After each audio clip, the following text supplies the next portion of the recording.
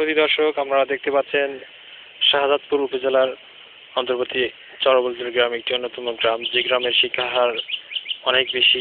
এই গ্রামে অধিক শিক্ষিত হারের কারণে এখান থেকে অনেক লোকজন পড়াশোনা করে বাংলাদেশের বিভিন্ন প্রতিষ্ঠানে শিক্ষা অর্জন করেছেন এবং বিভিন্ন প্রতিষ্ঠানে চাকরি করছেন। তারই মাঝখান থেকে আমি এই যে গ্রামের দৃশ্যটি দেখাচ্ছি, এখানকার যে রাস্তাটি রয়েছে, এই রাস্তাটি থেকে এই গ্রামের দূরত্বটি প্রায় 50 মিটারের মতো।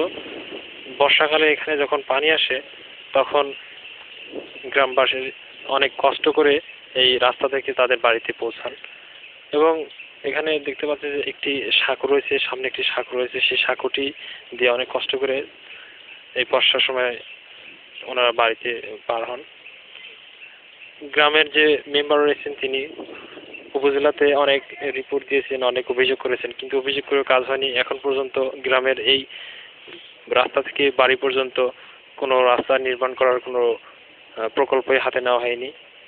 তাই পরবর্তীতে আমরা কোনো একটি প্রোগ্রামে আপনাদের সাথেই চলে আসবো এবং পরবর্তী কোনো প্রোগ্রাম আশা করি যে এখানে বর্ষাতে যাতে গ্রামবাসী অনেক কষ্ট যেন না করতে হয়, সেই জন্য এখানে যেন একটা রাস্তা তৈরি করতে হয়। আপনারা যে এখান দেখতে পাচ্ছেন এই ফাঁকা জায়গাটি, ঠিক এখান থেকে ওখান পর্যন্ত একটি রাস্তা নির্মাণ করার পরিকল্পনা করা হচ্ছে।